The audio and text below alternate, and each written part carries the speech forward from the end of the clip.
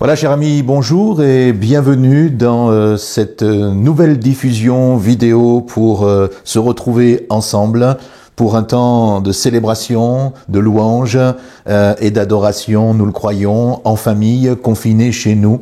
Nous sommes vraiment très heureux de pouvoir nous retrouver aujourd'hui avec quelques églises de la région Est qui nous ont rejoints pour l'occasion afin de pouvoir ensemble célébrer le Seigneur de tout notre cœur. J'espère que vous résistez à ce temps de confinement et que vous tenez le coup, vous qui peut-être travaillez, ou vous qui restez chez vous également, peut-être seul ou avec les enfants. Chaque situation est une situation particulière, mais je crois que Jésus est au rendez-vous et que chacun d'entre nous, nous pouvons vraiment compter sur lui. Pour ce dimanche, j'aimerais vous proposer un temps de louange, bien sûr, un temps où nous allons pouvoir chanter et glorifier le nom du Seigneur ensemble, mais également, comme la semaine dernière, un temps de Sainte Seine. Alors, n'hésitez pas, préparez un petit morceau de pain, préparez un peu de vin ou du jus de raisin et préparez ce temps de communion fraternelle où ensemble nous allons pouvoir nous réjouir et proclamer encore que non simplement Christ est mort pour nous, pour nos péchés, mais qu'il est aussi ressuscité et qu'il est glorifié et qu'il est à la droite du Père. Alors, sans plus tarder, je vous invite à prier avec moi pour remettre ces temps, ces moments entre les mains du Seigneur et le laisser nous conduire, nous diriger dans ce qu'il a prévu, parce que comme je l'ai déjà dit et je le répète, je crois que Dieu n'est pas limité, que lorsque sa parole est en action, eh bien, elle produit vraiment son effet. Et peu importe si sa parole est en live ou si sa parole est rediffusée, sa parole reste la parole et l'action de sa parole est particulièrement puissante. Alors, à travers ce moment, recevez déjà dès maintenant, dans vos maisons, dans vos appartements, là où vous vous trouvez, recevez déjà la bénédiction de Dieu à travers l'action du Saint-Esprit qui est en train de se mouvoir maintenant. Prions ensemble. Père, je te rends grâce pour cette nouvelle opportunité que tu nous donnes encore aujourd'hui, de pouvoir nous réunir au travers de ces technologies. Seigneur, c'est un privilège que de te connaître, parce que dans des moments comme cela, eh bien, nous ne sommes pas en partie pris par l'angoisse ou la peur, mais nous savons que tu règnes et que tu gères toutes choses.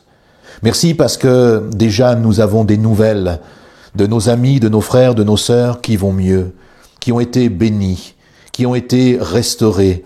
Certes, certains sont partis, ils t'ont rejoint, et des familles sont endeuillées, et nous avons une pensée encore toute particulière pour chacun d'entre eux encore maintenant. Et nous te demandons de faire descendre sur leur vie ta consolation, ton soutien, ton secours.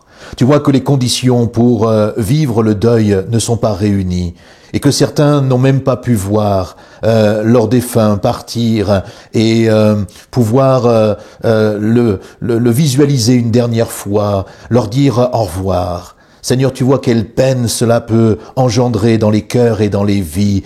Je te demande vraiment une grâce toute particulière encore ce matin pour bénir toutes ces familles et celles également qui sont en lutte avec ceux qui sont encore à l'hôpital, ceux qui sont encore exposés, ceux qui sont encore malades, ceux qui sont encore fragiles, ceux qui sont encore à la limite. Seigneur, bénis ces hommes et ces femmes qui sont hospitalisés, bénis ces familles qui ont encore ces amis qui sont dans une telle situation. Nous réclamons vraiment toute ta puissance et ta grâce sur leur vie dans le nom de Jésus. Te demandons, Seigneur, de conduire ces moments et de faire en sorte que cette matinée soit une matinée glorieuse et qu'elle puisse tout simplement, honorer et glorifier ton nom. Alors merci déjà pour ces temps de louange que nous allons vivre ensemble maintenant. À toi toute la gloire, dans le nom de Jésus. Amen. Confinés chez eux, mais toujours avec autant de hardiesse, je vous laisse maintenant un temps de louange avec Serena et son mari Diego qui vont nous conduire dans la présence du Seigneur. Bonjour frères et sœurs, c'est un privilège pour nous, à mon mari et à moi-même, de pouvoir vous recevoir chez nous. Qu'est-ce que c'est merveilleux la technologie, pour louer et adorer Dieu. Alors vous n'allez pas le voir, mais il n'est pas très loin, mais vous pourrez l'entendre. Voilà, que Dieu vous bénisse pendant ces temps, que nous puissions être en communion au nom de Jésus. Amen. On va commencer par ce chant qui dit « Ta grâce, elle me suffit ».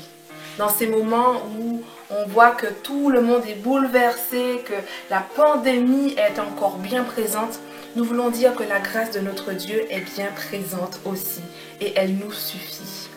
Amen.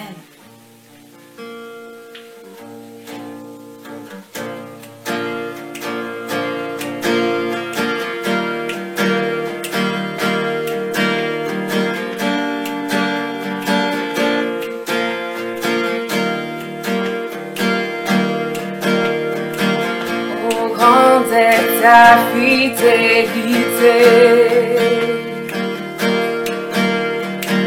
tu convaincs le cœur du pécheur. Seigneur, tu nous conduis vers tes eaux paisibles, et rien ne peut nous séparer. Alors souviens-toi de ton peuple, de tes enfants, ô Père. Souviens-toi de tes promesses. Ta grâce me suffit, ta grâce me suffit, ta grâce me suffit, Seigneur.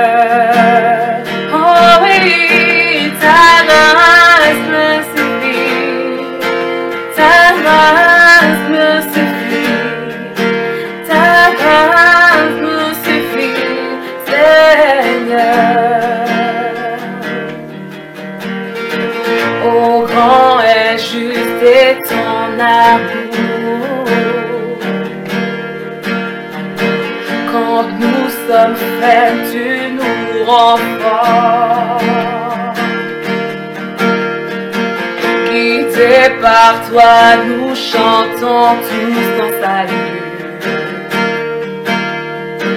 car tu nous conduis encore. Alors souviens-toi de ton peuple, de tes enfants, ô Père. Souviens-toi de tes promesses. Alors souviens-toi de ton peuple, de tes enfants, ô Père. Souviens-toi de tes promesses. Ta grâce me suffit, ta grâce me suffit, ta grâce me suffit, Seigneur. Ta grâce me suffit, ta grâce me suffit, ta grâce me suffit, Seigneur. Ta grâce me suffit, ta grâce me suffit, ta grâce me suffit, Seigneur. Ta grâce me suffit, ta grâce me suffit, ta grâce me suffit, Seigneur. Alléluia, c'est vrai, ta grâce nous suffit, Seigneur. Donne-nous, Seigneur, à nous suffire, à nous contenter de ta grâce, Papa. Alléluia, merci, parce qu'elle n'est pas, Seigneur, elle n'a pas changé. Elle demeure, Seigneur éternel, avec moi chaque jour, avec mes frères, mes sœurs, même ceux qui sont à l'hôpital, Seigneur, même ceux qui sont bien portants, même ceux qui sont endeuillés, Seigneur. Ta grâce est avec chacun d'entre eux. Alors que ton nom seul soit béni, Seigneur Jésus. Alléluia. Merci, Seigneur. Et nous voulons dire que nous sommes une chaîne d'amour. Nous sommes unis par une chaîne d'amour. Nous sommes une famille, éloignée peut-être de corps, mais ensemble en esprit. Alléluia. Merci Jésus. Alléluia.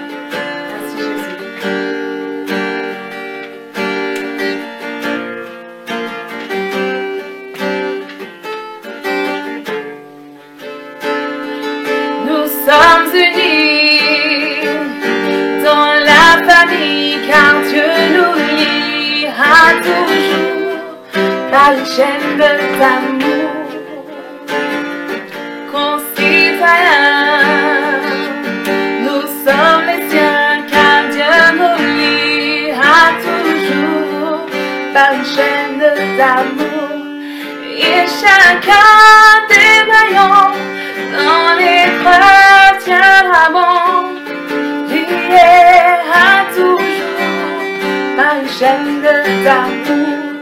Et chacun des maillons, oui, dans l'épreuve tiendra bon, lié à toujours par une chaîne d'amour.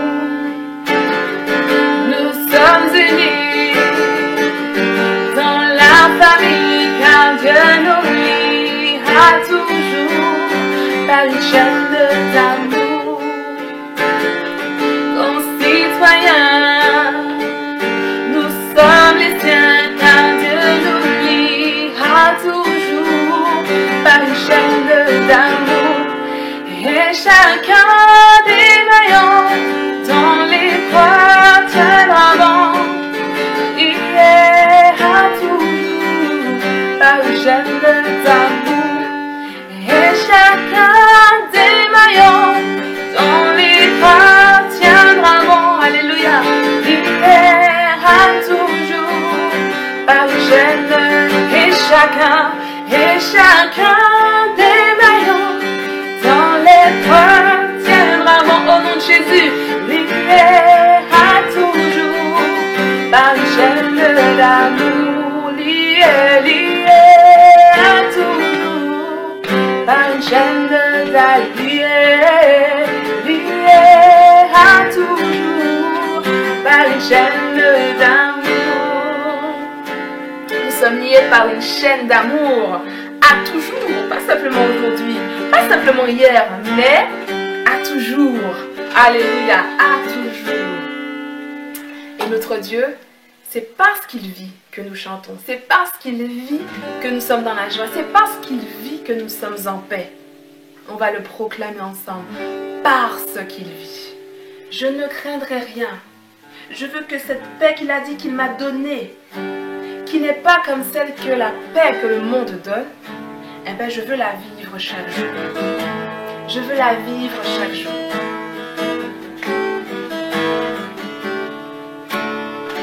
Parce qu'il vit, je n'ai rien à craindre, mes lendemains sont assurés entre ses mains. Il tient ma vie pour ce temps et l'éternité. Je sais qu'il vit, parce qu'il vit. Non, je n'ai rien à craindre, mes lendemains sont assurés entre ses mains. Il tient ma vie pour ce temps et l'éternité. Je sais qu'il vit, parce qu'il vit. Je n'ai rien à craindre, mes lendemains sont assurés entre ses mains. Il tient ma vie pour ce temps et l'éternité. Je sais qu'il vit. Alléluia, je sais que tu vis, Seigneur. Je sais que tu vis.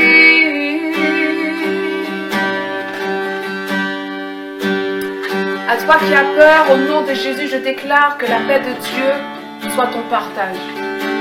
Tu crains pour ta vie, mais Dieu est là. Il est à tes côtés. Alléluia. Que tu puisses déposer à ses pieds, lui remettre ses craintes, lui remettre ses peurs que tu as. Alléluia. Merci Jésus parce que tu viens fortifier mon frère, tu viens fortifier ma soeur, tu viens rappeler, Seigneur mon Dieu, à cette famille que nous sommes, Seigneur, combien ta paix est notre partage, combien, Seigneur éternel, ta présence est vraie, Seigneur. Alléluia. Merci Jésus. Alléluia. Nous voulons, Seigneur éternel, mon Dieu, aussi profiter de ce temps de louange pour t'adorer, pas seulement en chantant, mais aussi en priant, Seigneur Jésus. Reçois toute la gloire, toute la louange, Seigneur, toute l'adoration qui t'est due. Que nous puissions élever nos voix tous ensemble, adorer notre Seigneur ensemble, parce qu'il est celui qui mérite la louange. Il est celui qui mérite la gloire, en dépit des circonstances, au-delà de ce que nous vivons, au-delà de ce que nous pensons même. Que nous puissions donner la gloire à notre Dieu. Tu es celui qui mérite toute la gloire, Seigneur. Alléluia. Ton nom seul est élevé, Seigneur. Ton nom seul est béni, Seigneur Jésus. Seigneur, mon Dieu, donne-nous à pouvoir, Seigneur, nous attacher à toi, Seigneur. Que nous puissions nous attacher à toi, Seigneur Jésus. Alléluia, Seigneur. Merci pour ce que tu fais. Merci pour qui tu es, Seigneur. Tu n'es pas un homme pour mentir. Non, Seigneur, ce que tu dis est bien vrai, Seigneur Jésus. Donne-nous à nous accrocher, Seigneur, à ta parole. Seigneur, mon Dieu, à proclamer tes promesses, à les vivre chaque jour, Seigneur Jésus. Alléluia, tu es merveilleux. Tu es merveilleux. Alléluia. Tu es glorieux. Alléluia. Tu es merveilleux. Alléluia.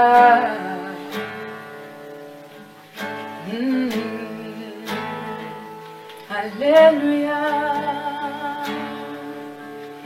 Jésus. Alléluia. Ton nom seul est béni. Ton nom seul est glorifié, Seigneur Jésus. Alléluia. Merci, Seigneur. Alléluia. Alléluia, Seigneur Jésus. Merci, Seigneur Jésus. Alléluia. Merci, Seigneur Jésus. Koria tarabara kantoro soti arara shekorata tarabara. Koria tabara sento roto kada shedoro sobanese. Indele toro shura kantara sutia karede sento rabanyere sen. Krota yade shen korakare sento yatara parieshe. Cada laiti de sendo rote kade shanto rosa karabanyere shekora sarabeke. So karabara shekora san. Koria satoro shoya rabara sante. Alléluia, mon âme, bénis l'Éternel. N'oublie aucun de ses bienfaits. Mon âme, explose de joie devant ton Dieu. Glorifie ton Seigneur. Alléluia.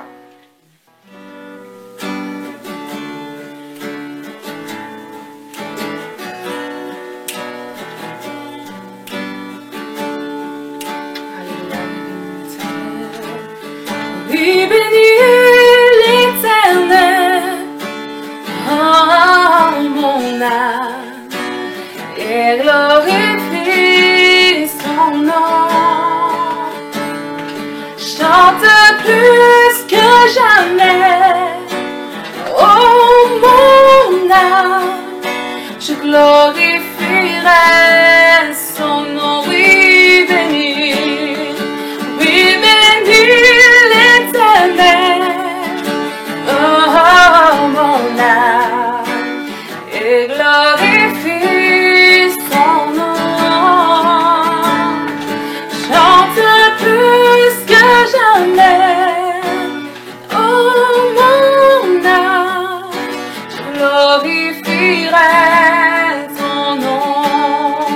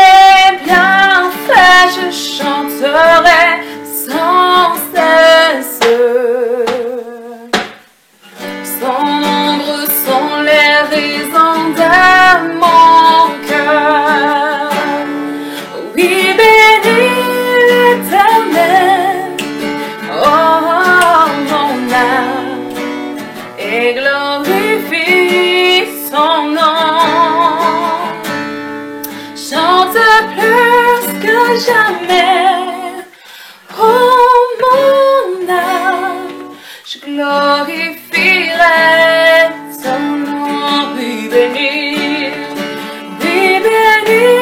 l'Éternel, oh mon âme, et glorifie ton nom et son nom, chante plus que jamais, oh mon âme, je glorifierai ton nom en ce jour où faibliront mes forces. Cette heure approche où viendra la fin. Alors mon âme chantera encore. Durant 1000 ans, puis éternellement. Oui, bénis l'Éternel, oh mon âme, et glorifie son nom.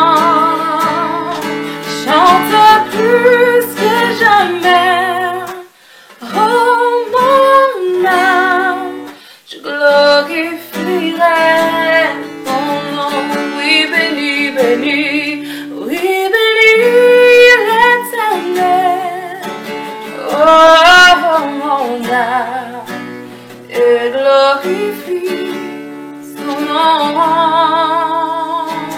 Chante plus que jamais, oh mon âme, je glorifierai son nom. Chante plus que jamais, chante plus que jamais, oh mon âme, je glorifierai son nom, je glorifierai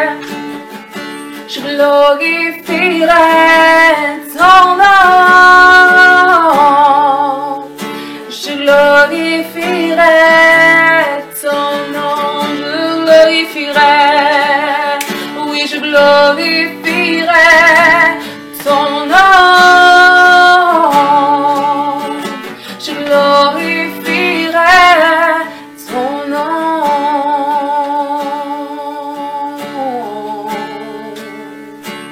Je glorifierai ton nom.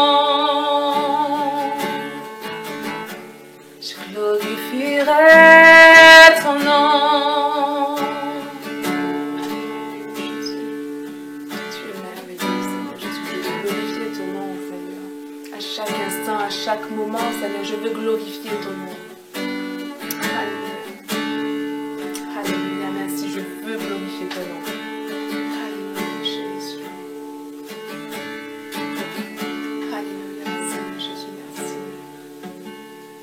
Nous allons terminer par ce dernier chant qui dit victoire au Seigneur de la vie.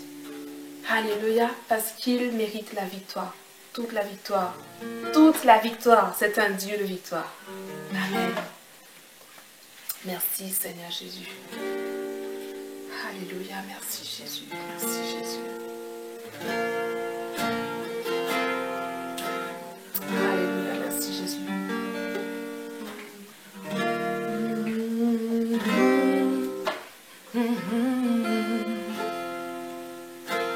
Victoire au Seigneur de la vie. Victoire au Dieu de l'infini. Victoire au nom de Jésus-Christ. Victoire pour le Saint-Esprit. On reprend. Victoire. Victoire au Seigneur de la vie. Victoire au Dieu de l'infini. Victoire pour le Saint-Esprit. Victoire pour le Saint-Esprit. Le règne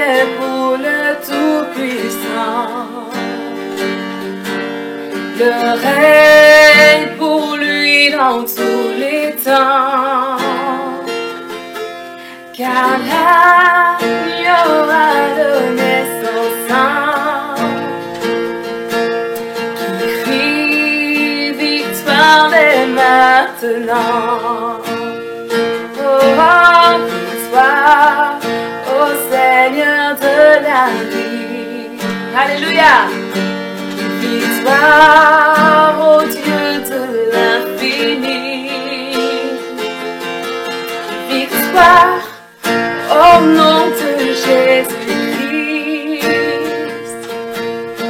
Victoire pour le Saint-Esprit. Son nom est parole de Dieu. Il juge et règne dans les cieux. Il est le lion de Juda qui a triomphé du combat. Oui, victoire, victoire au Seigneur de la vie. Victoire au Dieu de l'infini. Victoire au nom de Jésus-Christ. Victoire pour le Saint-Esprit. Victoire, victoire au Seigneur de la vie. Victoire au Dieu de l'infini. Victoire au nom de Jésus-Christ. Victoire pour le Saint-Esprit. Alléluia. On peut acclamer notre Dieu. Il est merveilleux notre Dieu. Alléluia. Merci Seigneur. Victoire à ton Saint-Nom Jésus. Alléluia. Que Dieu nous bénisse et que nous ayons le cœur ouvert et attentif à sa parole qui va être prêchée. Merci Jésus. Merci Serena pour ce temps de louange, de célébration. Restons dans la présence de Dieu encore quelques instants et méditons encore ce passage avant de partager ensemble la Sainte Seine. J'aimerais simplement lire ce psaume 108 où il est dit ceci, et je crois que c'est peut-être un texte certainement de circonstances au travers des moments difficiles que nous vivons les uns et les autres et le moment dans lequel notre monde est plongé actuellement. Voilà ce que dit l'Écriture. David dira « Mon cœur est ferme, ô Dieu. Je chanterai et je jouerai des psaumes. Ô ma gloire, éveille-toi, lutte, éveille-toi, lyre. J'éveillerai l'aurore. Je te célébrerai parmi les peuples, Seigneur. Je te chanterai parmi les nations, car ta fidélité est plus grande et plus haute que le ciel, et ta loyauté va jusqu'aux nues.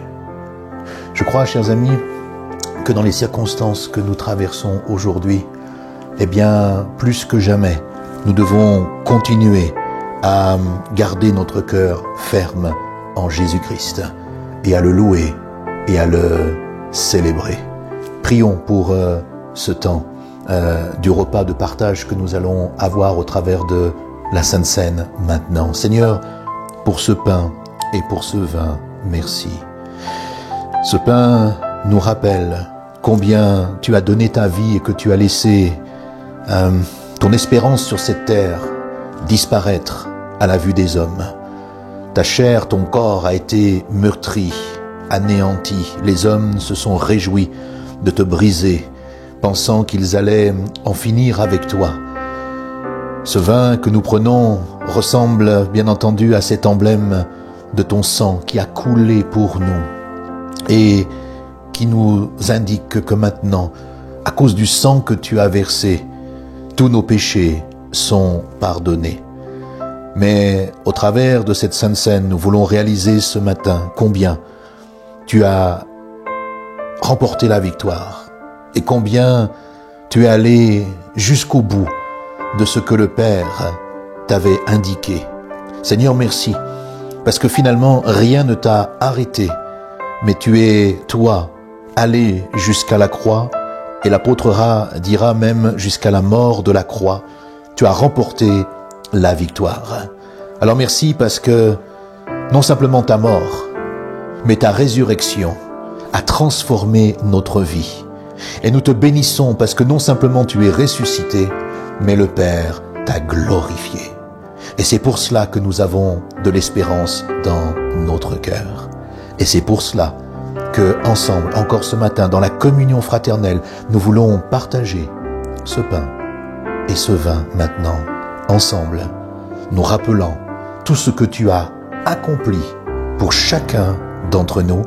Et même si nous ne sommes pas réunis dans un seul bâtiment, nous sommes les pierres vivantes de l'Église, rassemblés maintenant sous la seule et unique bannière qui est Jésus-Christ de Nazareth. Je vous invite, frères et sœurs, à prendre maintenant ce pain avec moi.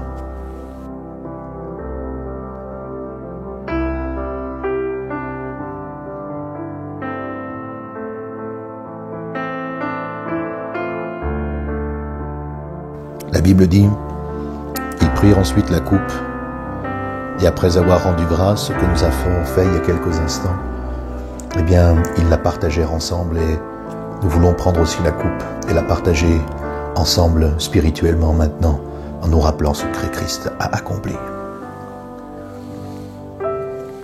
Prenons un temps de prière, frères et sœurs, ensemble maintenant, comme nous l'avons fait mardi soir, et regardez avec moi ces quelques sujets de prière qui vont défiler et prenons ensemble un temps d'intercession avant d'écouter la parole de Dieu.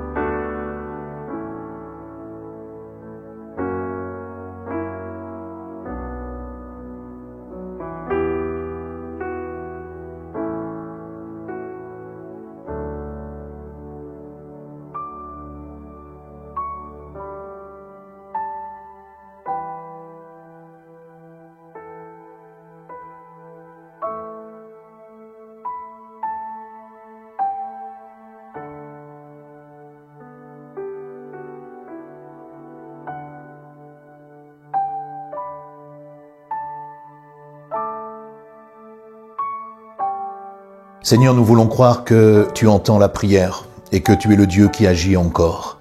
Et ces quelques minutes où des intercessions sont montées vers toi, eh bien, nous voulons croire que tu es ce Dieu qui non simplement écoute, mais déjà tu as étendu ton bras et tu as commencé à agir, à te manifester. Merci parce que tu entends les cœurs. Ta parole nous dit que lorsqu'un malheureux crie, tu es le Dieu qui y répond. Et écoute et entends combien il y a de malheureux sur notre terre aujourd'hui qui crient à toi. Alors manifeste-toi dans ta grâce, agis dans leur cœur et dans leur vie. Merci pour ce temps que nous avons eu ensemble dans la communion fraternelle où nous pouvons virtuellement retrouver ensemble l'Église de Jésus-Christ. Merci pour ta fidélité et merci pour ta grandeur et merci pour la parole de Dieu que nous allons partager maintenant. À toi toute la gloire. Dispose nos cœurs, dispose notre entendement à pouvoir recevoir ta parole et à la vivre pleinement. Amen. Nous avons vu il y a 15 jours ensemble que plusieurs personnages de la Bible étaient à un moment donné arrivés vers Jésus pour en appeler à sa pitié. Leur situation était tellement désespérée, leur vie semblait ne plus avoir d'espoir, que la seule possibilité était de se tourner vers une espérance spirituelle pour que la situation de leur vie puisse changer.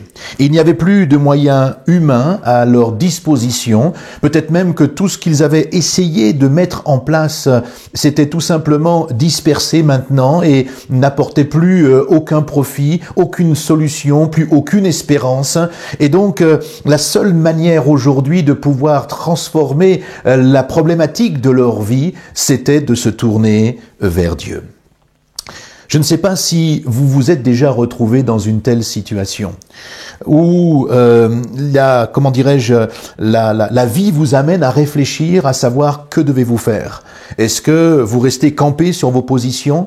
Est-ce que vous laissez votre fierté, votre orgueil vous empêcher d'aller plus loin? Ou au contraire, vous dites, eh bien non, si toutefois il y avait un espoir spirituel, eh bien je veux bien le saisir. Il y a 15 jours, nous avions commencé un petit peu cette réflexion ensemble et nous avions vu que il y avait deux attitudes. Une attitude parfois renfermée, où certaines personnes étaient tout simplement bloquées, comme Moïse avec Pharaon, souvenez-vous, qui sont complètement restés, en tout cas Pharaon est resté enfermé et campé sur ses positions. Il a laissé l'orgueil tout simplement l'envahir et ne pas vouloir céder quoi que ce soit à la demande de Moïse. Et puis nous avions une autre histoire, c'était Bartimée. Bartimée qui lui, eh bien, sa situation était tellement désespérante qu'à un moment donné, quand il a entendu que Jésus passait par là, eh bien, il s'est approché, il a commencé à crier et là, il s'est fait entendre et sa situation a été complètement transformée. Deux attitudes diamétralement opposées qui s'affrontent souvent face au désarroi ou à l'incapacité intellectuelle ou même physique de trouver une solution, à cause bien souvent de l'incompréhension, voire même de la peur. Finalement, certains donc se rebellent contre Dieu et vont le rejeter, et puis d'autres vont tout simplement faire preuve d'humilité et vont s'approcher du Seigneur et découvrir en lui une nouvelle espérance. Et c'est ce que j'aimerais vous proposer ce matin de découvrir encore avec moi au travers de 2-3 histoires merveilleuses que la Bible nous relate. À l'époque de Jésus, la Bible nous dit qu'il y avait une femme d'origine cananéenne qui était partie et s'était retirée dans un territoire, le territoire de Tyr et de Sidon. Et cette femme venait de ces différentes contrées à la rencontre de Jésus dans ce même territoire. Et quand elle a rencontré Jésus, la Bible nous dit qu'elle s'est mise à crier « Aie pitié de moi, Seigneur, fils de David. Ma fille est cruellement tourmentée par le démon. » Cette expression était vraiment étonnante et le comportement et l'attitude de cette femme était vraiment étonnant et nous allons aller un petit peu plus loin pour essayer de comprendre. Cette femme était donc cananéenne. Ça veut dire qu'elle faisait partie d'un peuple qui était ennemi des Juifs de l'époque. Elle faisait partie de contrées qui étaient tout simplement rejetées par des gens considérés comme des personnes foncièrement pécheresses, impures, indignes de toute grâce divine et même humaine.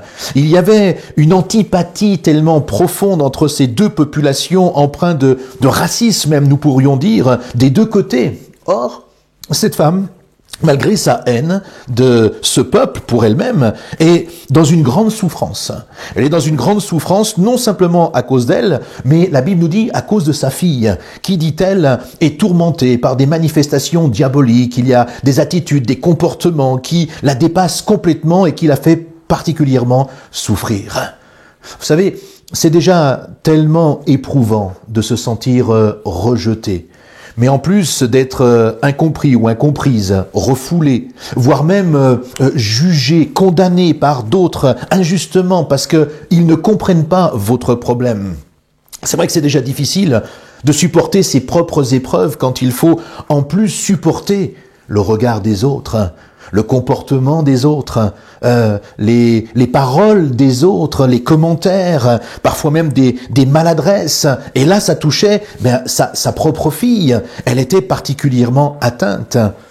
Oh, on est dans un monde aujourd'hui qui n'a pas beaucoup changé.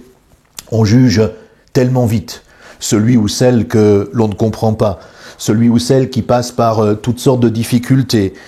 Et comme on n'a pas les mêmes difficultés ou les mêmes problématiques que cette personne-là, alors on juge, on condamne. Ça se fait un peu partout, même malheureusement dans le milieu chrétien. On rencontre des attitudes, des comportements. Oh, bien sûr, pas vous qui êtes en train de m'écouter, vous êtes tellement formidable. Mais je connais dans d'autres endroits des personnes qui agissent comme cela et qui ont cette attitude, ce comportement. D'ailleurs, regardez, c'est pas nouveau. Même les disciples de Jésus, au travers de la situation de cette femme, eh bien, ils vont la juger. Cette femme, tout simplement, dérangeait ce qui était en train de se passer. Regardez avec moi au verset 23, la Bible nous dit que ses disciples s'approchèrent et lui dirent avec insistance, « Renvoie-la, car elle crie derrière nous. » Renvoie-la. Avec insistance, la Bible nous dit, pas simplement une remarque à Jésus en disant, « Écoute, t'as vu, elle est un petit peu gênante là, cette femme qui est là, et ça serait bien que si tu pouvais lui dire de se taire et puis de se mettre de côté. » Tu vois, elle est pas de chez nous, elle est pas de notre peuple, elle fait pas partie de cette contrée. Au contraire, c'est une étrangère et on veut pas de cette femme ici. Elle a pas à recevoir ne serait-ce quelques bénédictions même de ta part. Alors les disciples, avec la Bible, insistance, disent à Jésus, renvoie cette femme. Vous avez remarqué combien on peut être gêné nous-mêmes aussi quand les choses ne se passent pas toujours comme nous le souhaitons. Vous avez remarqué combien on est gêné lorsque il y a du désordre, il y a peut-être parfois des pleurs, des cris, des gens qui, autour de nous, manifestent peut-être un peu plus bruyamment leur souffrance, leur mal-être, leur angoisse, leurs problèmes personnels. Et parce que nous sommes parfois démunis, parce que nous n'avons, semble-t-il, pas de possibilité de pouvoir aider, fortifier, encourager, peut-être parce que nous sommes tout simplement dépassés par ces moments, alors nous nous replions sur nous-mêmes et parfois avec insistance, eh bien nous aussi nous disons, ça serait bien qu'elle se taise, ça serait bien qu'elle parte, ça serait bien qu'on se retire de cette situation. Or, eh bien, on va remarquer ensemble que ce n'est pas du tout ce que Jésus va faire. Même si les gens aiment leur petite vie bien rangée, même si beaucoup n'apprécient pas de sortir de leur zone de confort et de se confronter à des situations nouvelles, eh bien, Jésus, lui, va agir de manière complètement différente. Bien entendu, le problème de cette femme était un problème spirituel. Que vous y croyez ou pas, la Bible nous dit ici que cette fille était tourmentée par un démon. Le monde spirituel existe. Le monde démoniaque existe. Et si le monde démoniaque existe, c'est aussi parce que le monde angélique existe.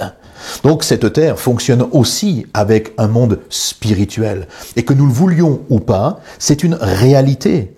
Et juste m'arrêter un instant sur ce que veut dire le mot tourmenter.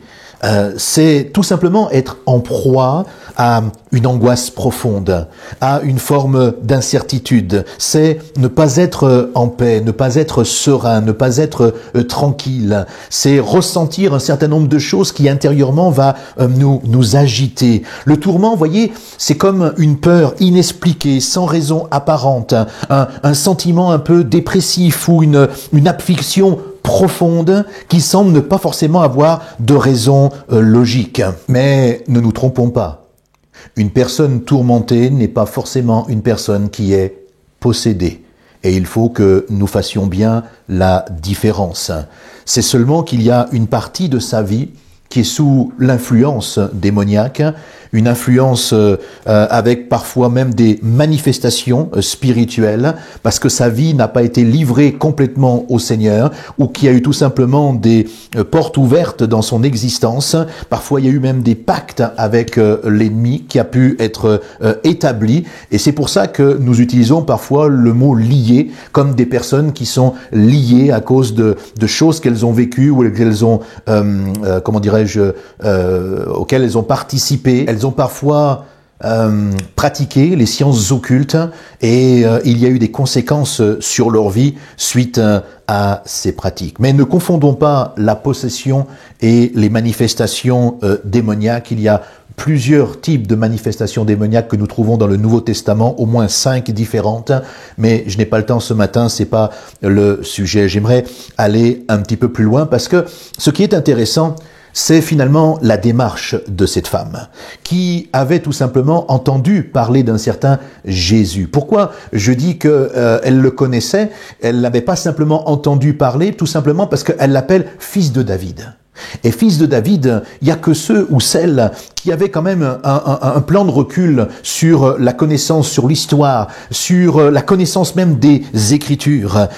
Qui était exactement cette femme? Quelle était sa culture, son origine? On le sait un petit peu, mais qu'est-ce qu'elle a appris? Quels étaient peut-être ses parents? Quelles étaient ses fréquentations pour qu'elle puisse découvrir que Jésus n'était pas simplement un simple homme, mais qu'il était fils de David? Et quelque part, c'est cette connaissance qui va changer son cœur, même si peut-être elle n'y croyait pas véritablement. Cette femme avait, comment dirais-je, malgré son antipathie, malgré son ressentiment vis-à-vis de ce peuple, eh bien, elle avait entendu certainement parler que Jésus, le fils de David, libérait, délivrait, guérissait, transformait des situations, sauvait des hommes et des femmes. Et pour elle, eh bien, voyant que humainement il n'y avait plus de solution, eh bien, elle passe par-dessus ses préjugés et elle va se mettre à crier à Jésus, « Aie pitié de moi ». Elle se sentait sûrement indigne de par son origine, de sa présence même dans ce lieu avec tout cet autre peuple qui était là réuni autour de Jésus, indigne peut-être même de sa condition de femme qui à l'époque n'était pas facile, mais elle ose faire le pas de la foi. Elle laisse son orgueil, elle laisse sa fierté, elle laisse peut-être même sa haine, tout simplement de la situation que sa fille était en train de traverser est beaucoup plus importante à ses yeux plutôt que sa fierté, et donc elle veut trouver une délivrance totale à sa situation. Et c'est pour cela que Jésus va s'adresser à cette femme d'une façon un petit peu particulière, peu orthodoxe on pourrait dire. Le verset 24, lisez avec moi, il va dire au verset 24, « Je n'ai été envoyé qu'aux brebis perdues de la maison d'Israël. » Jésus connaissait le cœur de cette femme. Il connaissait son désarroi, mais il connaissait certainement l'aigreur qu'elle pouvait avoir par rapport à ce peuple.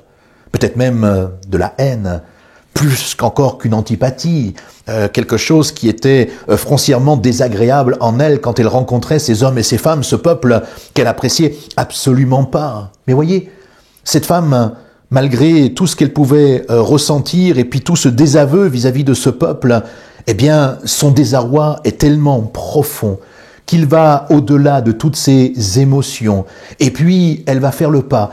Et la Bible nous dit qu'elle va venir se prosterner aux pieds de Jésus, et ce, devant tout le monde. Et c'est pas fini. Parce que là, Jésus, alors qu'il voit cette femme agir de cette manière-là, et connaissant particulièrement l'aigreur qu'il peut y avoir dans son cœur, il va encore monter d'un cran et aller un peu plus loin, et il va lui dire ceci au verset 26, « Tu sais que il n'est pas bien de prendre le pain des enfants et de le jeter aux petits chiens. » Cette femme avait certainement entendu ce que tout le monde disait. Cette femme avait certainement entendu ce que les prophéties enseignaient. Cette femme savait certainement que le salut venait de ce peuple. Et c'est pour cela qu'elle a osé, elle aussi, venir vers celui qui pour elle était son seul espoir. J'aimerais vous poser une question ce matin. Est-ce que vous auriez agi de la même manière aujourd'hui? Si vous aviez entendu cette parole, si vous étiez dans un désarroi tellement profond et que on vous disait « mais je connais quelqu'un qui peut vous sortir de votre situation », est-ce que vous accepteriez d'aller le voir? Oh, peut-être que vous manqueriez peut-être de courage parce que vous pourriez dire « mais j'ai tellement entendu parler de choses sur Dieu, sur Jésus, on m'en a tellement raconté, on en a tellement dit, tellement fait que comment voulez-vous que je puisse avoir un simple espoir en une religion ?» Je ne suis pas en train de vous parler de religion ce matin, je suis en train de vous parler de relation. Personnellement, même si je suis pasteur, je crois à aucune religion. Pour moi, les religions ont simplement été inventées par les hommes. Dieu n'a jamais inventé de religion, quelle qu'elle soit. Parce que si Dieu avait inventé une religion, alors il serait le plus grand des fous.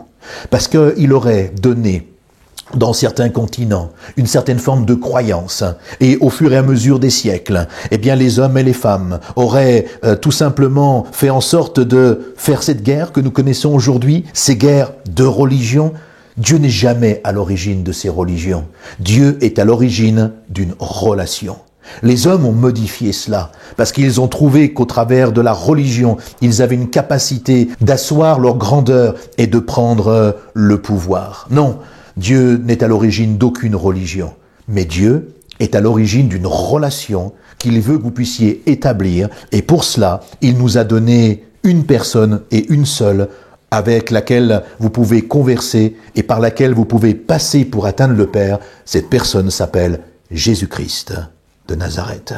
Celui qui est mort, oui, il y a 2000 ans, un peu plus, mais celui qui est ressuscité, celui qui est vivant, celui qui est à la droite du Père aujourd'hui, il est disponible encore pour nous entendre, pour nous écouter, pour recevoir nos prières, et c'est dans cette relation intime que Dieu veut que nous puissions entrer aujourd'hui. Qui aurait ce courage aujourd'hui d'agir comme cette femme et de ne pas laisser sa susceptibilité l'emporter?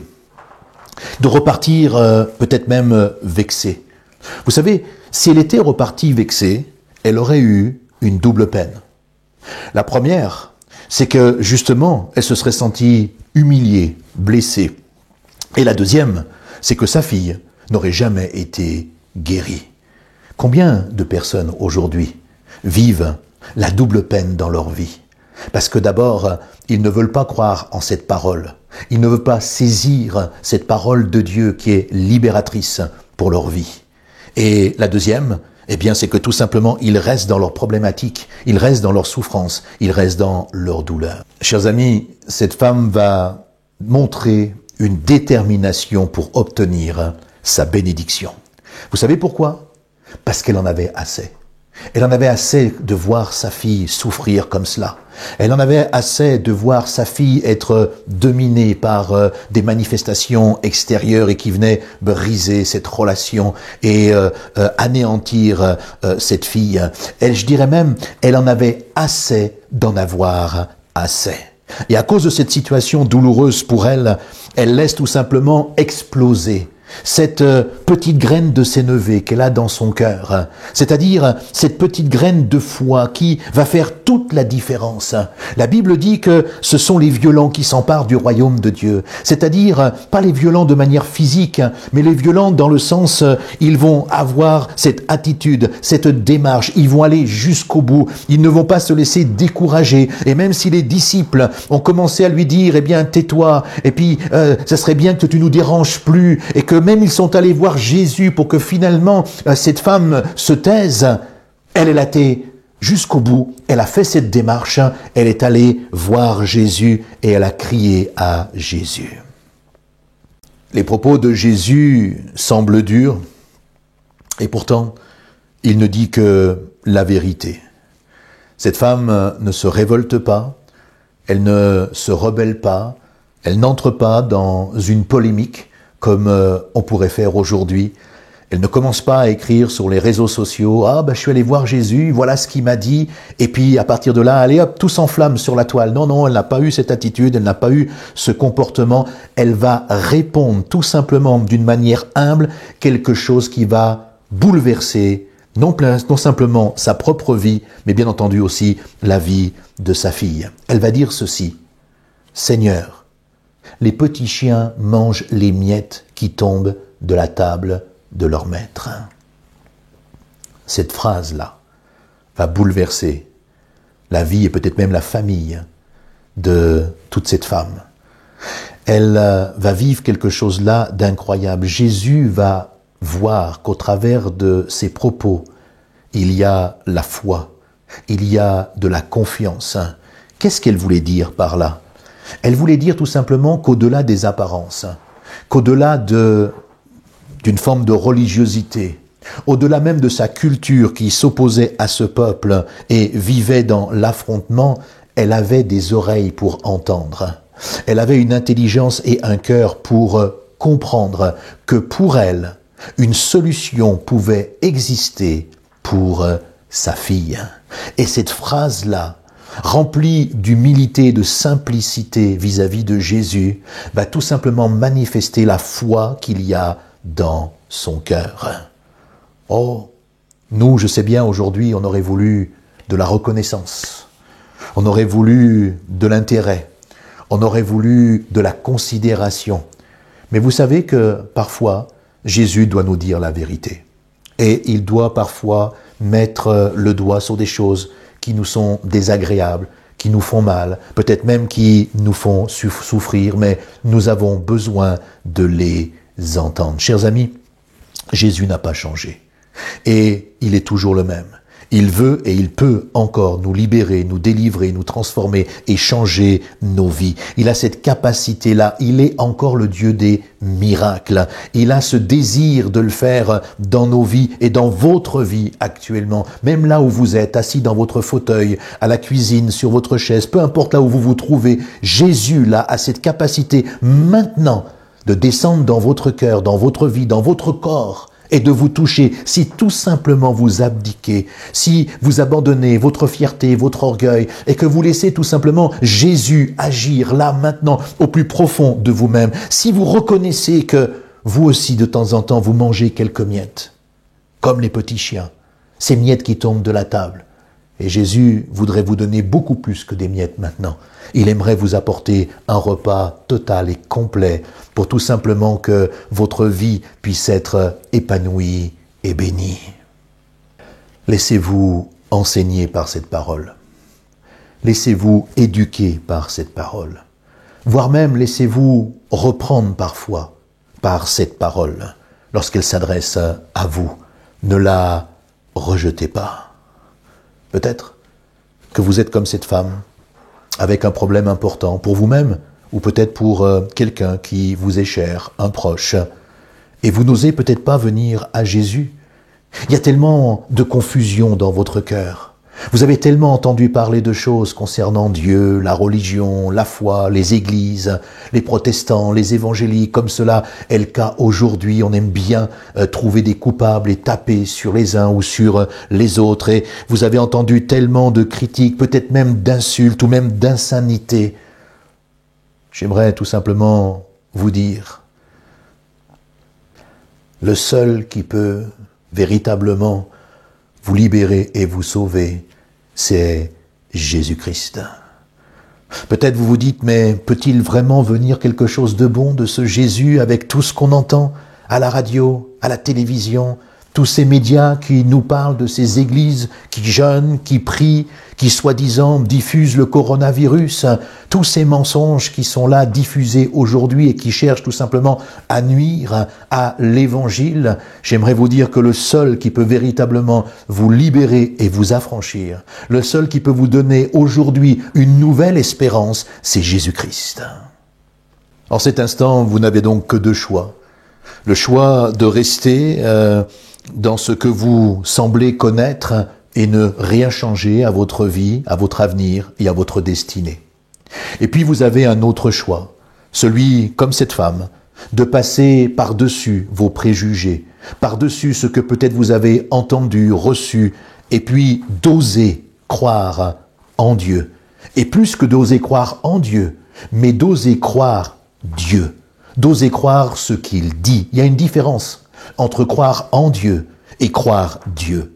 Il y a beaucoup de gens sur cette terre qui croient en Dieu, mais il y en a peu qui le croient véritablement lui. Ça veut dire quoi? Il y en a peu qui croient véritablement ce qu'il dit, ce qu'il fait. Il y en a peu qui croient véritablement en sa parole et la mettent en pratique dans leur vie.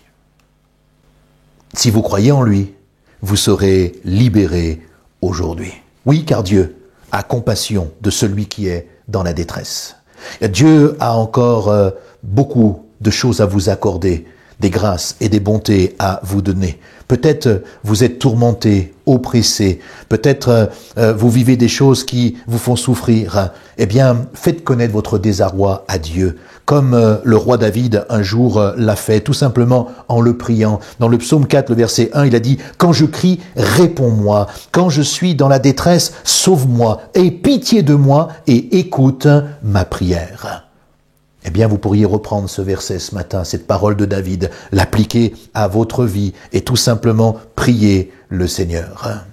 Ce dont vous avez besoin aujourd'hui, ce n'est pas d'entendre une nouvelle parole de plus. Non, je crois que ce que vous avez besoin, c'est de mettre en pratique cette parole dans votre vie. Cette simple attitude a déclenché au travers de la vie de cette femme l'action de Jésus. Et la Bible nous dit quoi? Elle nous dit qu'à l'heure même, sa fille a été libérée, guérie de toute la puissance maléfique qui était sur elle. Il y a encore d'autres personnes qui ont crié à Jésus et qui se sont approchés de lui et qui ont dit « Aie pitié de moi » ou « Aie pitié de nous ».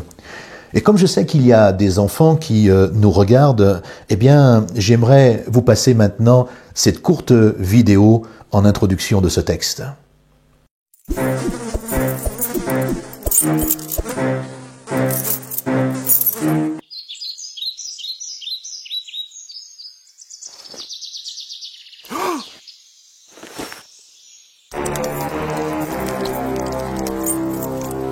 Lépreux sont en chemin et on les entend de loin.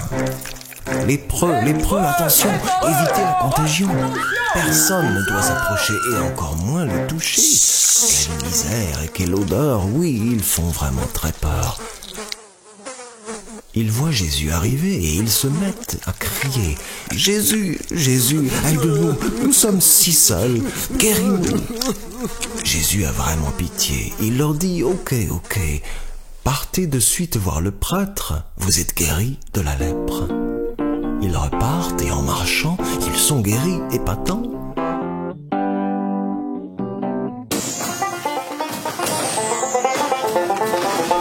Les lépreux sont très heureux, bientôt ils seront chez eux. Un des hommes n'avance plus, il pense très fort à Jésus. Je voudrais lui dire merci, car c'est lui qui m'a guéri. Lui seul repart en arrière, Jésus en est super fier. À Jésus je dis merci, oui, il a changé ma vie.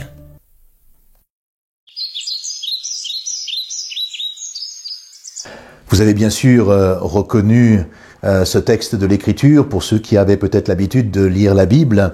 Et ici, Jésus se rendait tout simplement à Jérusalem, et puis à un moment donné, il va rentrer donc dans un village où plusieurs lépreux, une dizaine, eh bien, vont venir à lui. Et là encore, vont proclamer cette phrase incroyable, cette expression « Maître, aie pitié de nous ». Au-delà de la maladie la lèpre dans la Bible est le symbole du péché. C'est-à-dire, c'est quelque chose qui nous détériore, qui vient nous dominer et qui va affecter notre vie, notre mentalité, voire même notre caractère.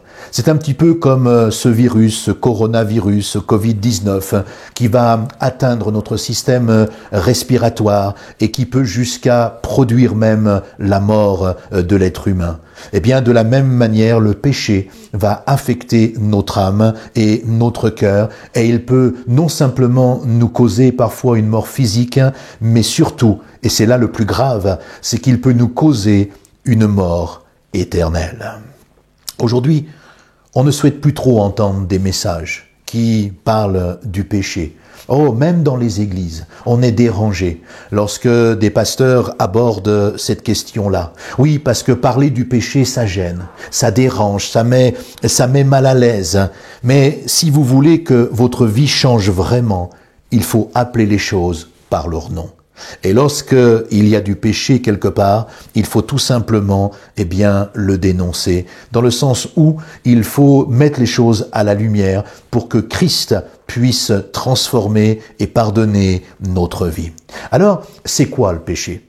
La religion nous a enseigné que le péché, c'était l'orgueil. Certains ont même inventé les péchés capitaux. Certains nous ont parlé de tricher, mentir, voler, tuer. Tout cela, soi-disant, c'est le péché. Être méchant, la convoitise, etc., etc. Moi, j'aimerais vous dire ceci ce matin.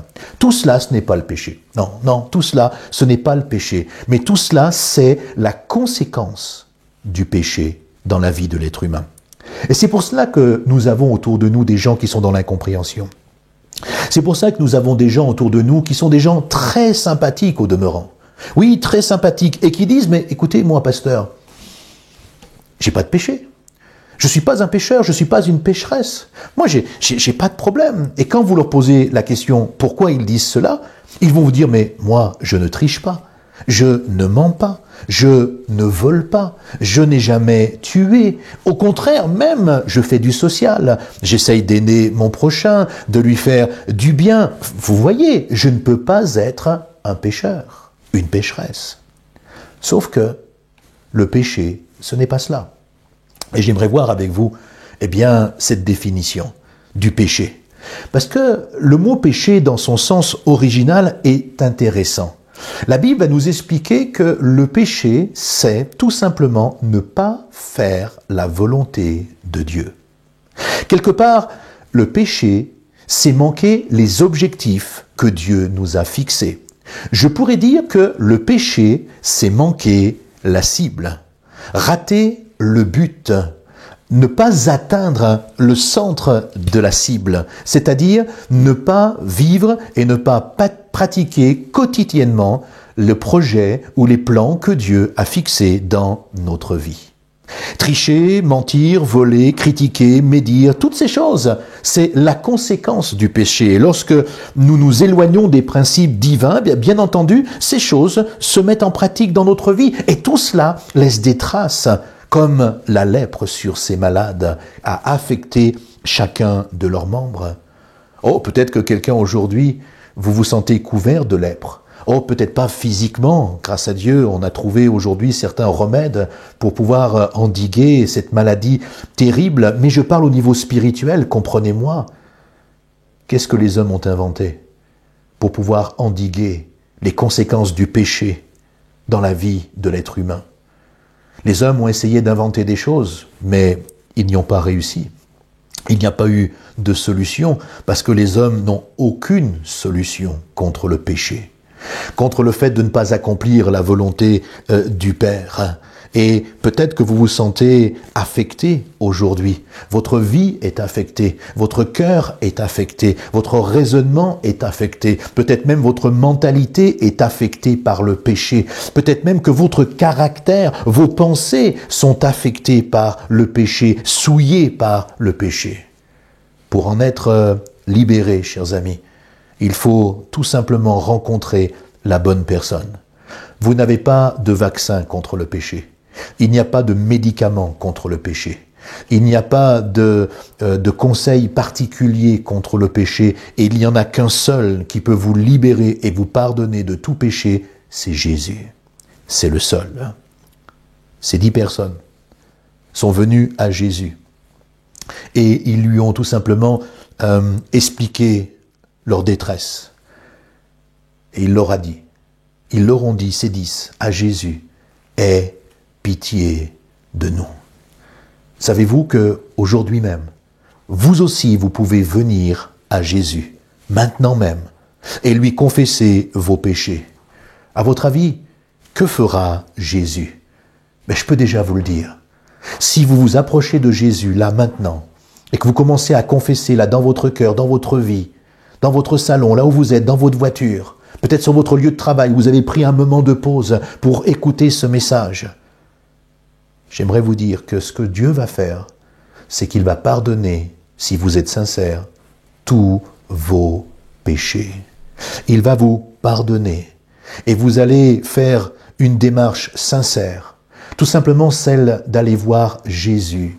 Cette démarche sincère de le prier, de lui parler et de lui exprimer toute votre souffrance qu'il y a dans votre cœur. Dites-là votre désarroi. Dites tout ce qui vous a envahi, tout ce qui affecte votre cœur et votre vie. Dites-lui tout ce que vos péchés ont détruit en vous et chez les autres. Et laissez Dieu tout simplement maintenant vous pardonner. Puis, comme ces hommes ne ressemblaient pas à ces 9 autres qui, une fois guéris, sont partis et ont oublié ce qui s'était passé, mais faites comme cet homme, le seul qui est revenu vers Jésus et qui a glorifié le Seigneur d'avoir été pardonné et particulièrement d'avoir été guéri et restauré. Cela veut dire, soyez reconnaissants envers Dieu de ce que Jésus va faire maintenant dans votre vie. Et puis, pour terminer, j'aimerais finir avec cette dernière histoire. Je vous laisse regarder cette petite vidéo.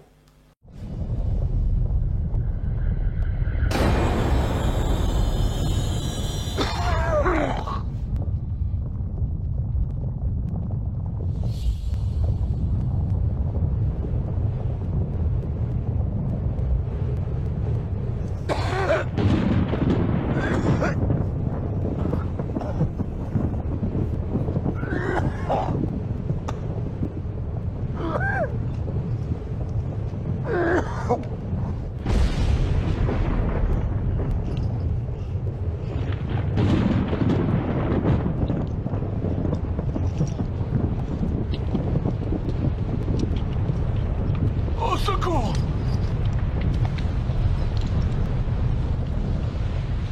Aidez-moi!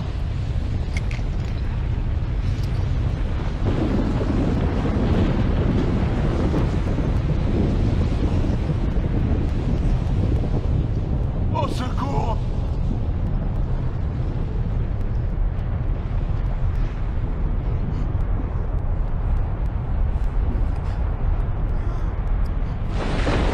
Aidez-moi! Aidez-moi!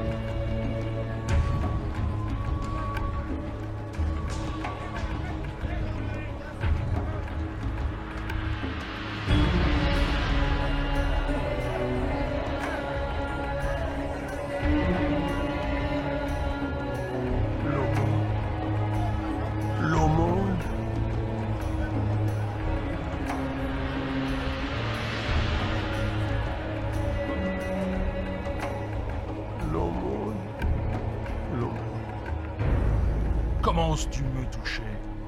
Tu veux que je sois aussi sale que toi?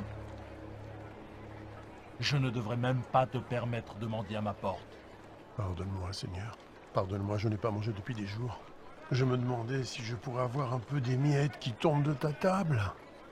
Les miettes qui tombent de ma table. Mais alors, que mangeront les chiens? Mes affaires m'attendent.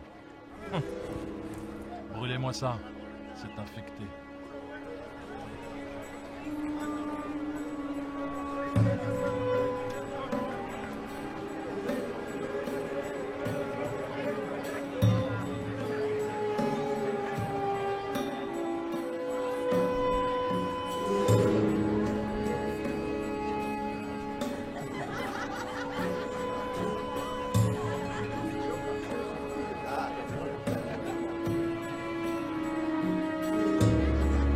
Le voilà, enfin!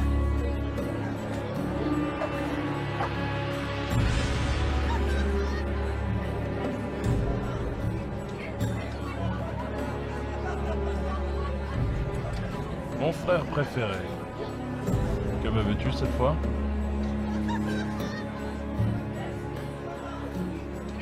Nous avons dépensé sans compter. Je le vois bien.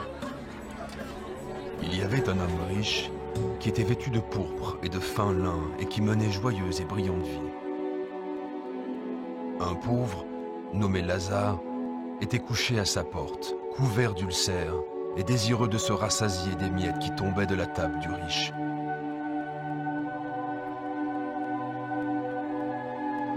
Et même les chiens venaient lécher ses ulcères.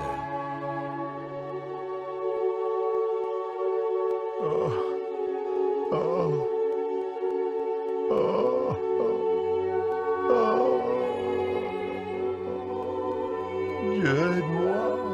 Pourquoi?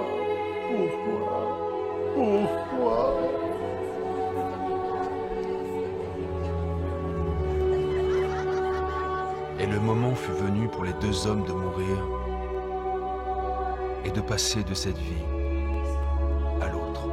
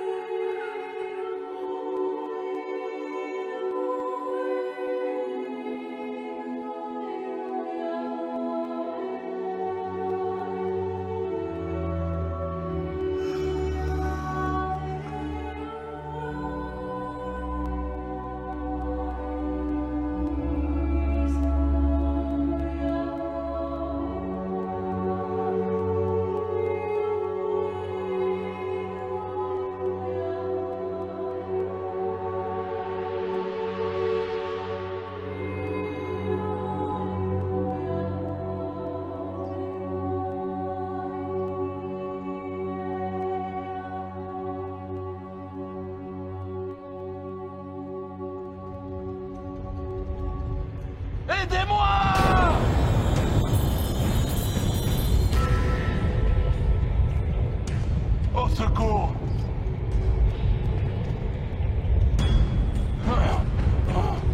Aidez-moi! Ah!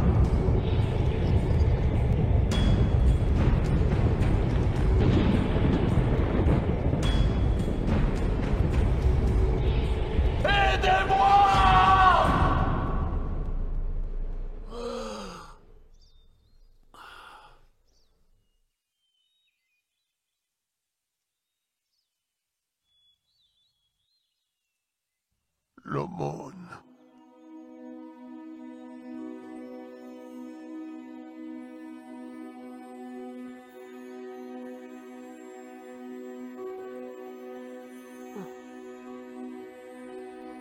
Bienvenue. Père Abraham, Oui. Oui, je suis Abraham. Ah, Bienvenue au paradis. paradis. Oui, Lazare. Paradis!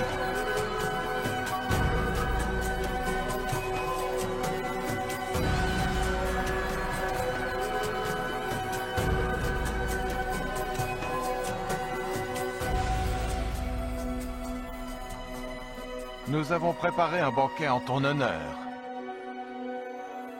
Oui, oui, viens.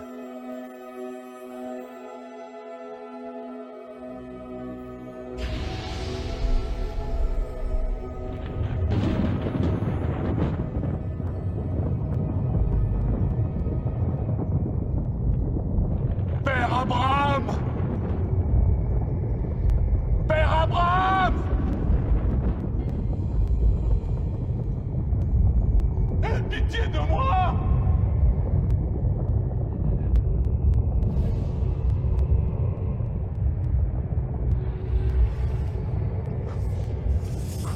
Je t'ai vu avec Lazare!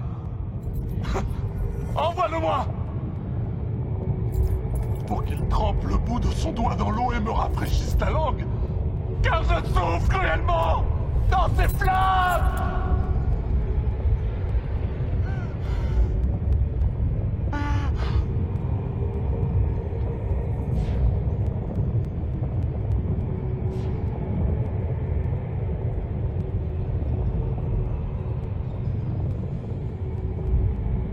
Fils, souviens-toi que tu as reçu tes biens pendant ta vie. Et que Lazare a eu les maux pendant la sienne. Maintenant, il est ici consolé, et toi tu souffres. Je t'en prie! Je t'en prie! Par-dessus tout cela, il y a entre nous un grand abîme. Si quelqu'un voulait passer d'un côté à l'autre, il ne le pourrait pas. Et personne ne peut traverser de toi vers nous. Père Abraham,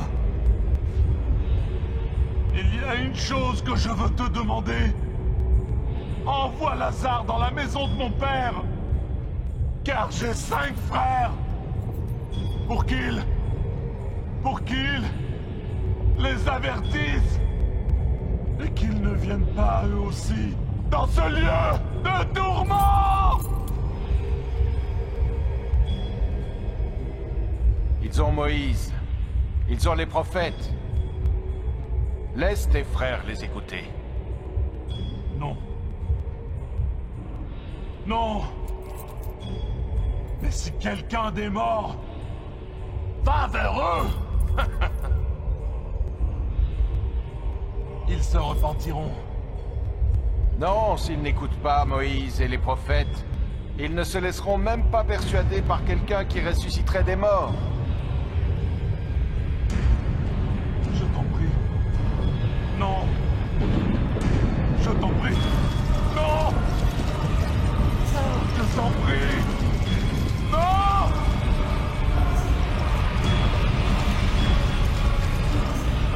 Non. Non.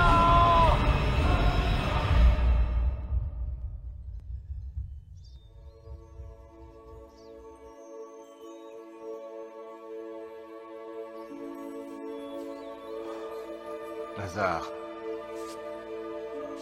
viens dans le lieu que ton père a préparé pour toi.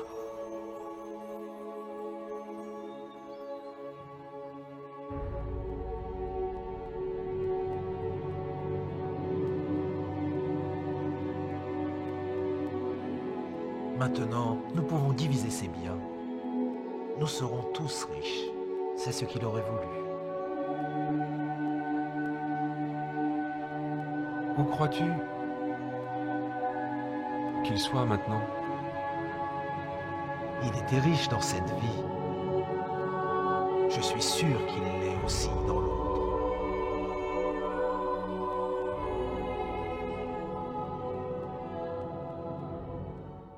Cette histoire est bien connue, n'est-ce pas? Ce pauvre Lazare et cet homme riche, l'un menait une grande vie, l'autre était malade, couvert d'ulcères. Il était couché là à la porte du riche et réclamant justement quelques nourritures. Mais la vie est ce qu'elle est et la réalité c'est qu'elle est la même pour tout le monde.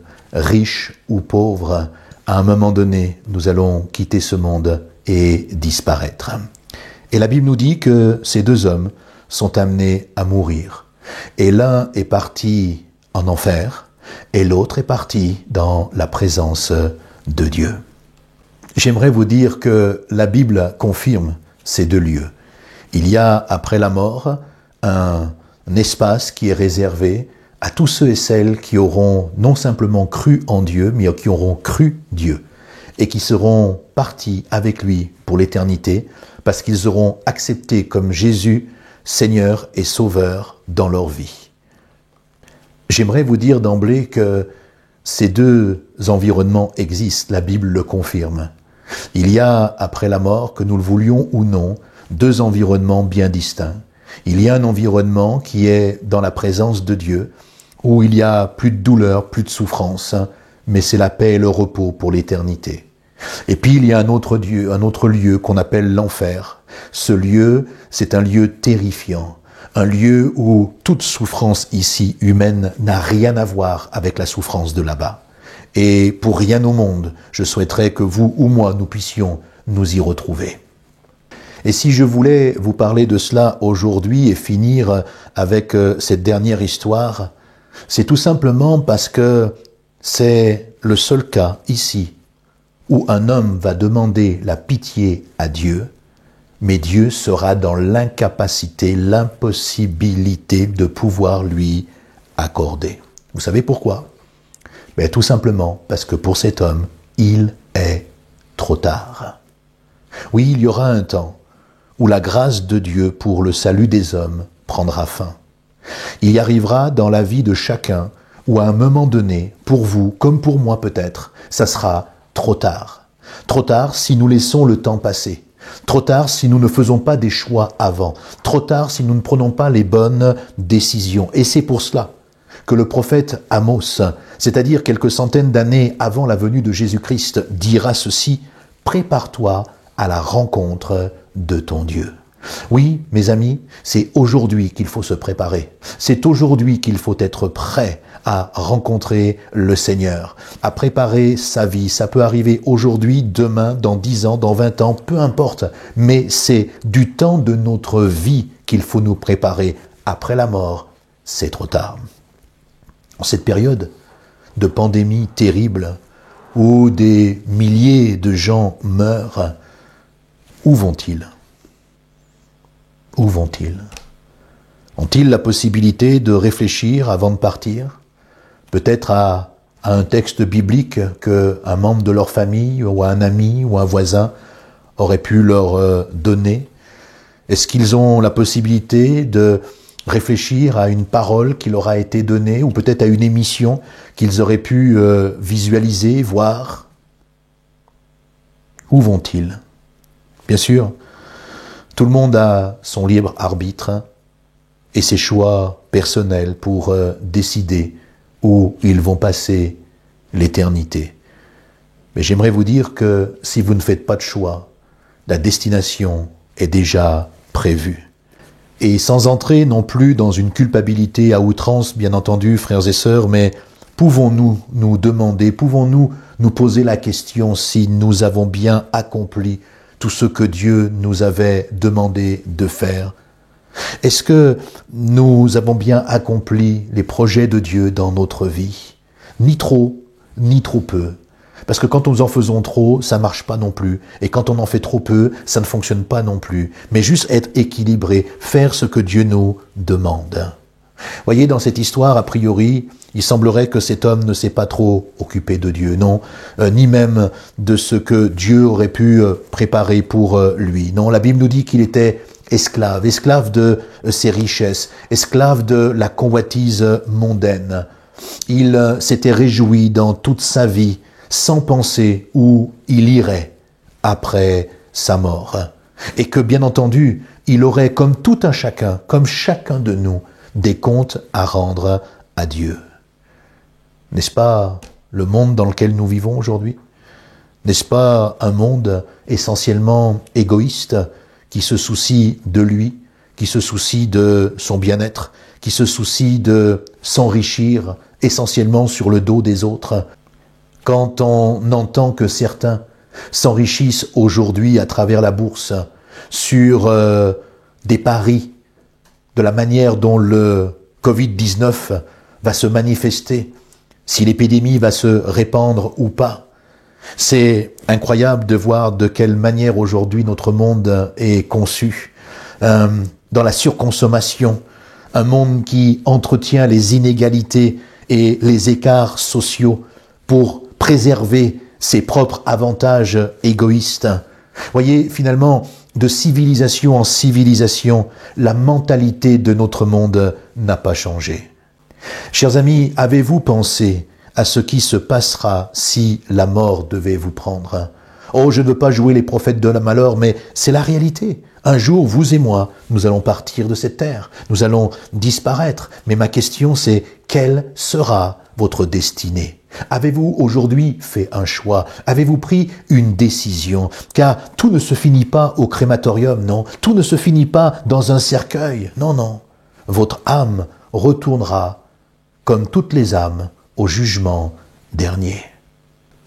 Comprenons, chers amis, que Dieu n'a pas puni cet homme parce qu'il était riche, comme la religion a voulu nous le faire croire. Quand elle a voulu nous faire croire que la pauvreté était un signe de spiritualité. Non, j'aimerais vous dire que la pauvreté n'est pas un signe de spiritualité, comme la prospérité n'est pas le signe uniquement de la volonté de Dieu dans notre vie.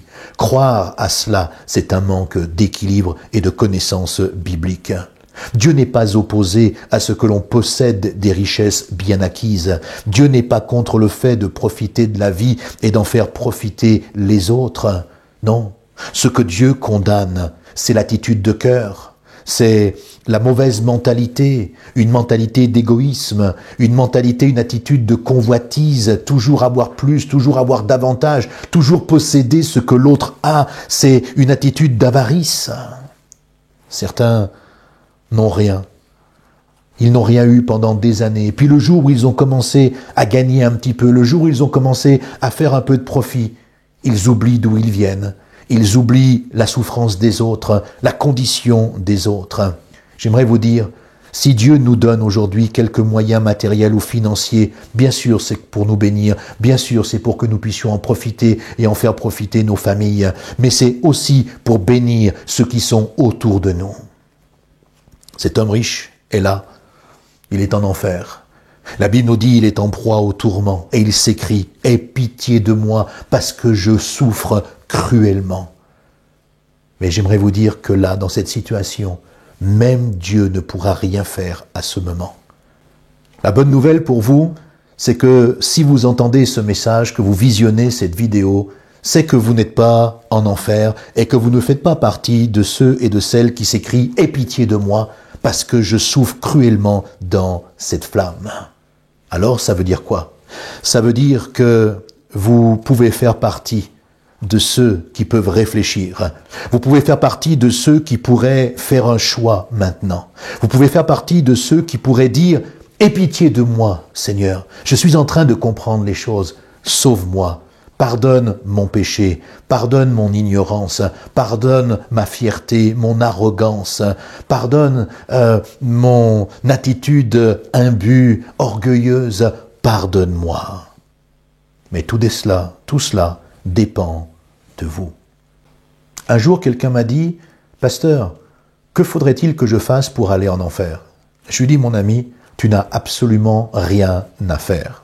Reste tel que tu es, continue à faire ce que tu fais, mets Dieu et Christ de côté dans ta vie et tu verras que la route est toute tracée pour aller en enfer. » Par contre, si tu veux changer de direction, entrer dans une nouvelle destinée et trouver une espérance éternelle après ta mort, eh bien là, tu dois prendre une décision. Tu dois faire un choix. Et le seul choix que tu peux faire pour entrer dans cette vie éternelle, c'est de te tourner vers Jésus. Et il est encore temps de le faire.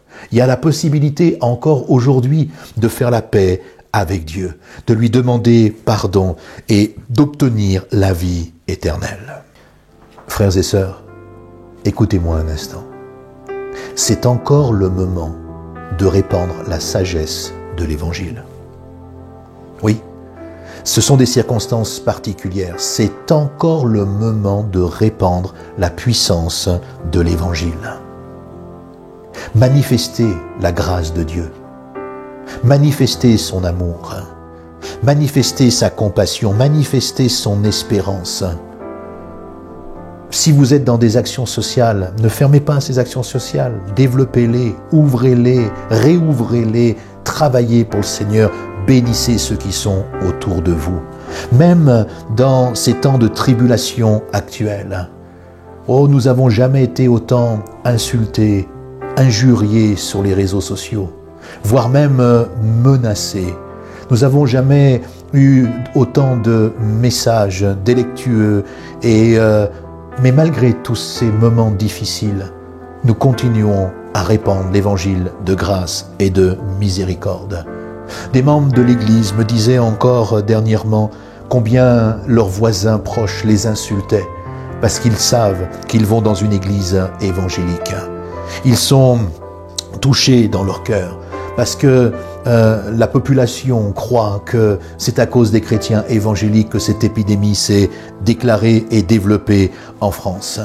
Et c'est vrai qu'au vu des insultes et des menaces que nous pouvons avoir sur les réseaux sociaux aujourd'hui, j'imagine que s'il y avait des bûchers encore sur les places publiques, certainement nous serions en train déjà de brûler. Mais la Bible dit ceci. Mes frères et sœurs, gardez l'espérance. Gardez l'espérance parce que la parole de Dieu nous enseigne que notre espérance, elle n'est pas ici-bas. Notre espérance est là-haut pour l'éternité. Notre espérance est là où la teigne et la rouille ne peut pas atteindre parce que nous n'avons pas mis notre espérance et nos valeurs dans les choses de ce monde, mais tout simplement dans l'éternité de notre relation avec Jésus-Christ. Le Seigneur lui-même est passé par des moments difficiles. Nous-mêmes, nous sommes passés et nous passerons encore par des moments difficiles. La Bible nous dit que le serviteur n'est pas plus grand que le maître.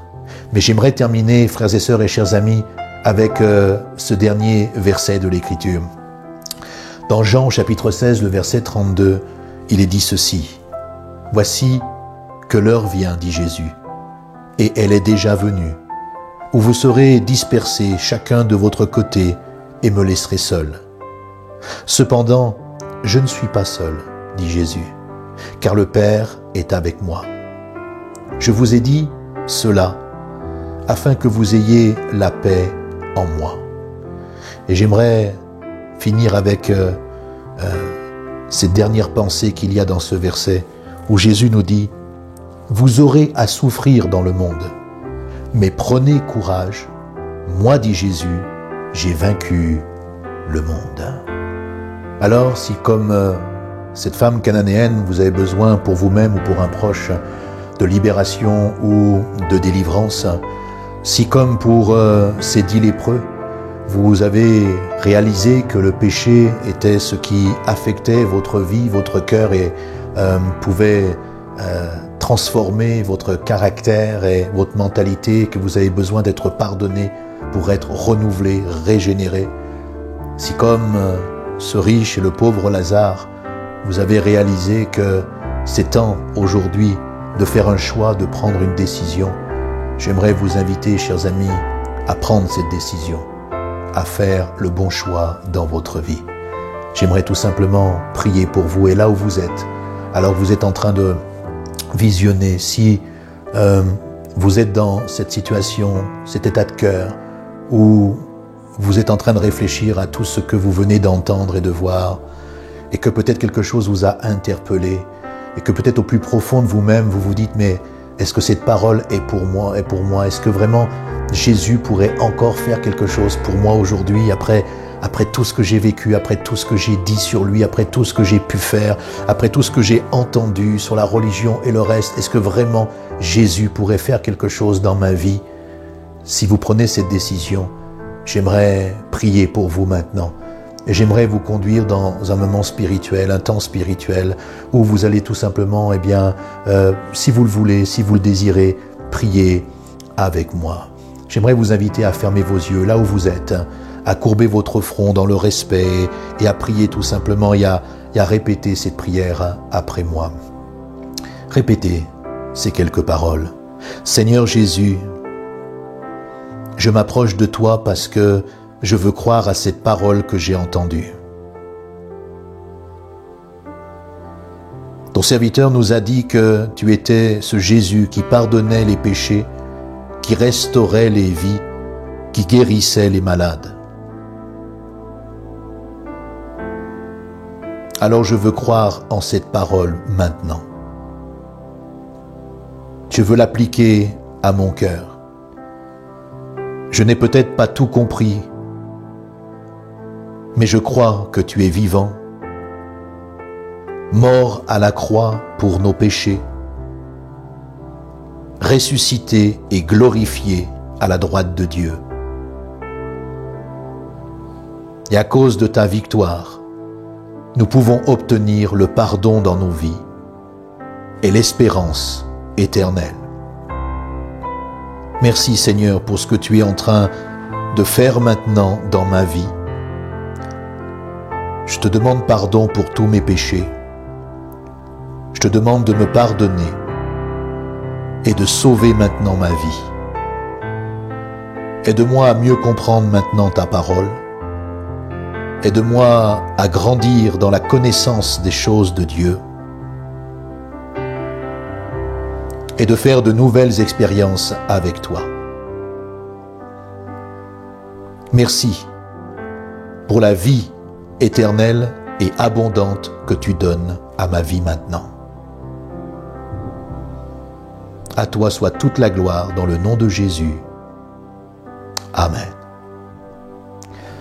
Voilà, chers amis, simplement, si vous avez fait cette prière et que vous avez des questions, n'hésitez pas, soit sur le lien de cette vidéo, soit sur nos réseaux sociaux, que ce soit notre site internet www.addmulhouse.fr ou sur notre chaîne YouTube Sentinelle de Prière TV ou Sentinelle Info.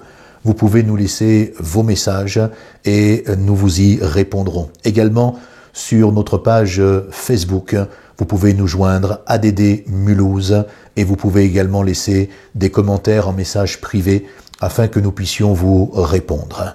Ce que nous vous souhaitons, c'est que vous puissiez vraiment mettre en pratique cette parole de Dieu dans votre vie, que vous puissiez découvrir combien Dieu est en fait bon et rempli de compassion à votre égard.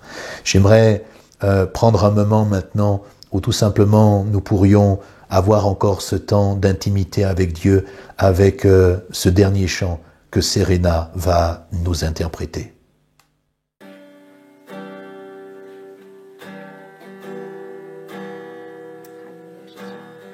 Abrite-nous, Seigneur. Nous voulons rester abrités sous tes ailes, Seigneur. Abrite-moi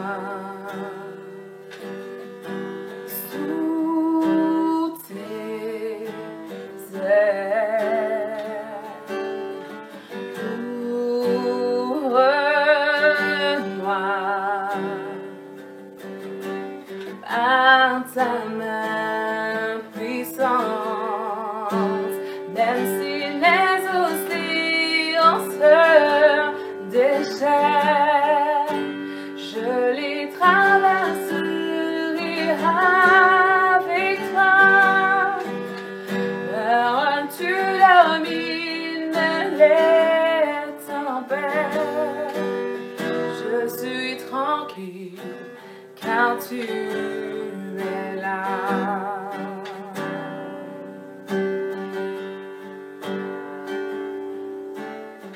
Alléluia, en Jésus seul, en Jésus seul, je me confie. Il me donne force, calmer, puissance. Même si les océans se déchaînent, je les traverserai avec toi. Père, tu domines les tempêtes.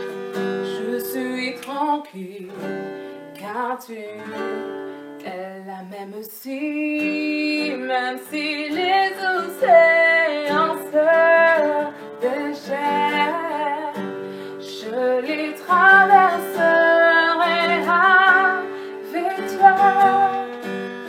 Père, tu domines les tempêtes.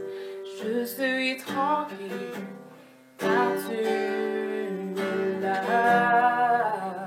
Je suis tranquille car tu es là. Alléluia. Jésus. Merci Seigneur parce que tu es là. Alléluia. Je suis tranquille parce que tu es là. Alléluia. Merci Jésus. Tu es là pour moi, tu es là pour mes frères, pour mes sœurs. Alléluia. Pour chacun d'entre nous. Merci parce que tu es là. Alléluia.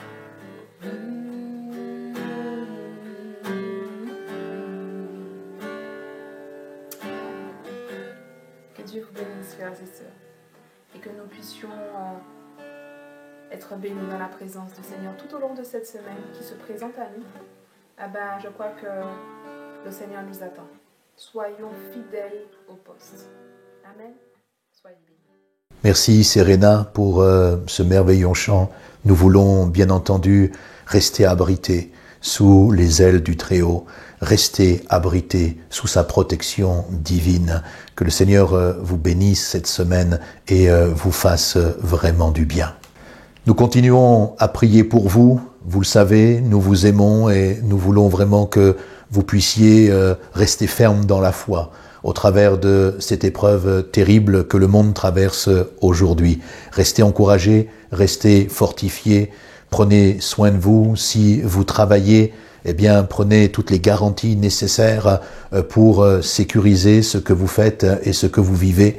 Que vos familles soient bénies, enrichies et fortifiées dans cette semaine. Je voudrais saluer tous nos amis de Reims, Épernay, Fagnières, également ceux de Besançon qui nous suivent, Saint-Louis, Souls, certains également de Sochaux sont là. Soyez vraiment bénis les uns et les autres. Mulhouse, bien entendu, Alkirch et toute la région, que vous puissiez être fortifiés et encouragés. J'aimerais m'adresser également aux membres de Mulhouse. Plusieurs nous ont posé la question de savoir comment pouvoir soutenir et continuer à pouvoir participer avec leur offrande.